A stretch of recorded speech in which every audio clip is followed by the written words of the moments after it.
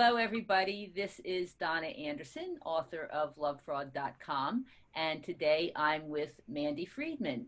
Mandy is a licensed professional counselor, and she's going to be offering a new webinar on love fraud called Self-Care for Survivors. So welcome, Mandy. It's so good to see you again. Hey Donna, it's good to see you too. Glad to be back. All right. Okay. So, well, first, what typically is the emotional, psychological, and physical state of someone who is involved with a sociopath or has recently left being involved with a sociopath?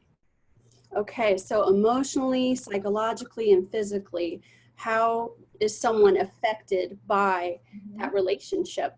Well, emotionally, we tend to feel incredibly confused and shocked and devastated.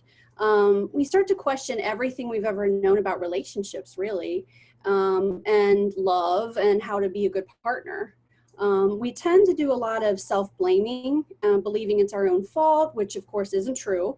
And we feel loss and grief, as well as rage and anger.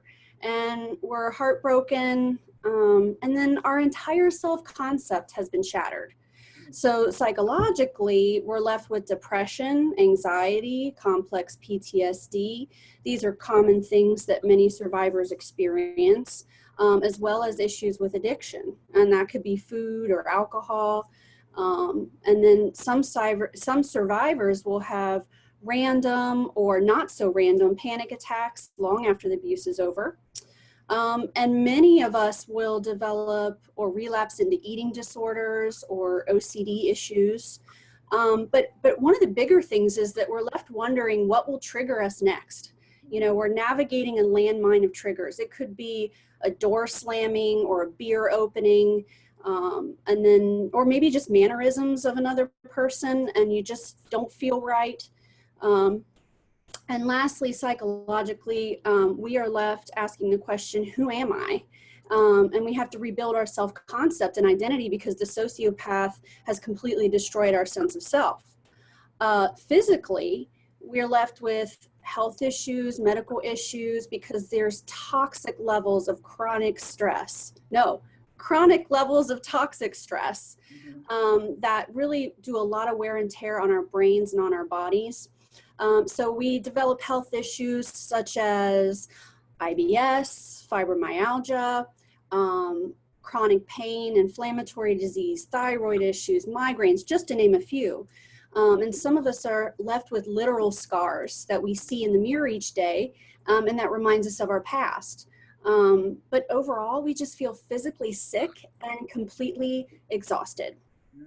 Right. So, how does self-care help survivors recover from this experience?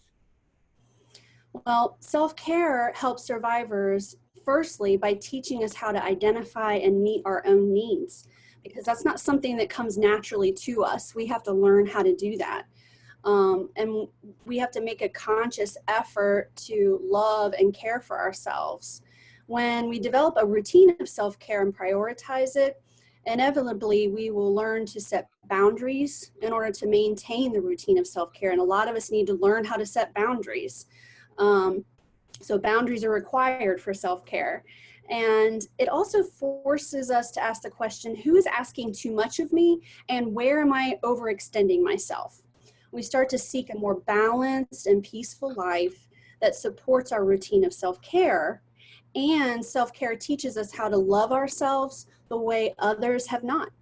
Mm-hmm. Okay. So, what will people learn in your upcoming webinar, Self-Care for Survivors? Okay, self-care for survivors. This webinar is going to show you why self-care is especially important for survivors of sociopaths. Ideally, everyone should be doing some forms of self-care, but survivors of sociopaths specifically need a routine of self-care, and you'll learn why that is. You'll also learn common myths and misconceptions about self-care. And I'll be covering the many benefits and challenges you can expect as you establish your routine. And I will show you exactly how you can develop a doable and sustainable routine of self-care. It's really hard to sustain the routine. I'm going to show you how to sustain the routine, and I'll also be sharing a boatload of strategies and ideas. Lastly, did you realize that by viewing a webinar about self-care, you are actually in itself performing self-care by watching the webinar? So you can let this webinar be your first step in establishing a new healthy lifestyle that includes a solid and sustainable routine of self-care. All right. Well, I know you have a wealth of information that's going to be really helpful for all the Love Fraud viewers. So we're really looking forward to this presentation. I'm looking forward to it too, Donna. Thank All you. right. Thank you. All right. Bye-bye now. Bye.